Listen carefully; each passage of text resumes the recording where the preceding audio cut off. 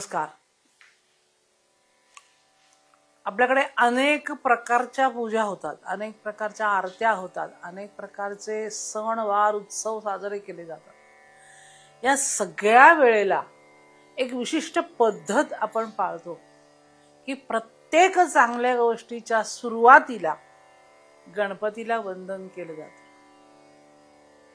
म्हणजे संत एखाद्या ग्रंथ लिहायला बसले, मनाचे श्लोक लिहायला बसले, तरी ते पहिला नमस्कार गणपतीला करतात. गणाधीश जो ईश सर्वा गुणांचा, मग बाकी सगळं.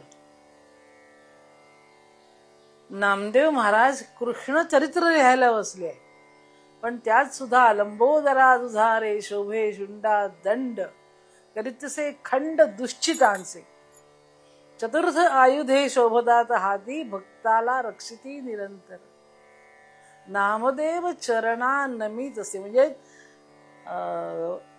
वर्णन करायचं आहे कृष्णाचं चरित्रामध्ये, पण त्यासाठी सुद्धा मला स्फूर्ती मिळावी आणि मला हे करता यावं यासाठी प्रार्थना करायची आहे पहिली गणपतीची. प्रत्येक ठिकाणी पहिला मान गणपती. त्याच्यासाठी एक 2-3 गमतीच्या कथा आहेत. एकदाच म्हणे सगळ्या देवांमध्ये स्पर्धा लागली की सबंध पृथ्वी प्रदक्षिणा करून कोण पहिल्यांदा येईल. आता पृथ्वी प्रदक्षिणा, आता प्रत्येकाचा काय स्पीड सारखा असेल का? चालणं धावणं, तर म्हणे आपापल्या वाहनावरून गेलं तर चालेल का? हो म्हणे चालेल. आता कोणाचं वाहन पक्षी आहे, कोणाचं वाहन काय. त्या स्पर्धेला काही फारसं हे नव्हतंच, त्या स्पर्धा खरी वेगळीच होती ती. तर कोणत्याही वाहनाने जा, कोण सगळ्यात पहिलं येईल याची शर्यत लावली आहे. आणि मग सगळे देव आपापल्या वाहनावरून धावत निघाले, कोणी उडत निघाले. आणि असं करता करता गणपती मात्र एका जागी बसून राहिले होते, ते काही उठले नाहीत. सगळ्यांनी त्याची चेष्टा केली, तुमचं उंदीर कसा पळेल या सगळ्यांमध्ये, म्हणून तुम्ही आपलं निवांत बसलात. सगळे धावून धावून धावून दमून भागून आले आणि शंकरांना म्हणाले, सांगा आता तुम्ही काय निर्णय लागला तुमचा. ते म्हणले, निर्णय काय लागायचा आहे, गणपतीची पहिली पूजेचा मान त्याच आहे. म्हणले, असं कसं? तो तर हल्ला नाही जागेवर ना, तो बसला इथे गपचूप. आम्ही हे एवढे लांब धावून धावून धावून धावून आलो आपापल्या वाहनावरून, आणि हा हल्ला सुद्धा नाही. मग तो त्याचा कसा पहिला क्रमांक आला आणि पहिलं त्याला? ते म्हणले, तो बाहेर तुमच्या बरोबर धावायला गेला नाही, पण तो जागेवरनं उठला. पार्वतीला म्हणला, आई जरा तू त्या बाबांच्या शेजारी येऊन बस. ती म्हणली, मी कशाला? बस ग, सांगतो तुला नंतर. आणि म्हणून पार्वतीला शंकरांच्या जवळ आणली आणि त्यांच्या भोवती 3 प्रदक्षिणा घातल्या. झालं, संपलं, पृथ्वी प्रदक्षिणा झाली. ते म्हणले, असं कसं चालेल, एवढी शीच आहे का तुझी पृथ्वी? तर हो, माझी आई पृथ्वी आहे आणि वडील साक्षात परमेश्वर आहे. या दोघांच्या शिवाय काय शिल्लक उरतं?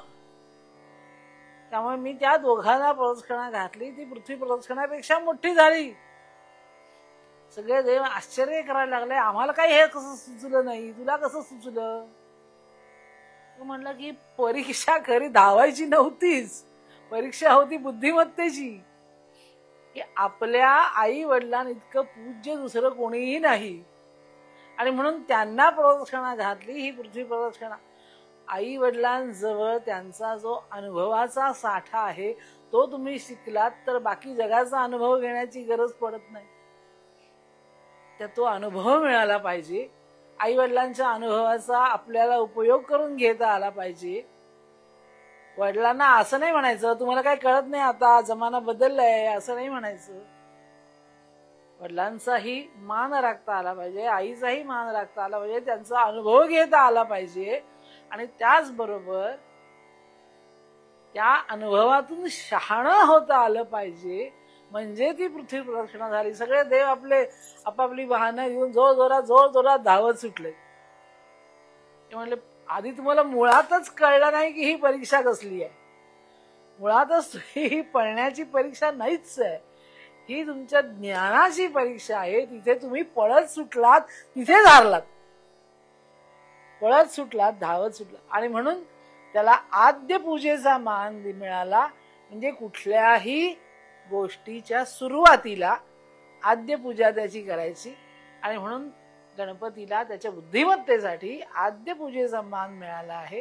म्हणून प्रत्येक कार्याच्या प्रारंभी गणपतीचं पूजन करायचं अशी पद्धत आहे. नमस्कार.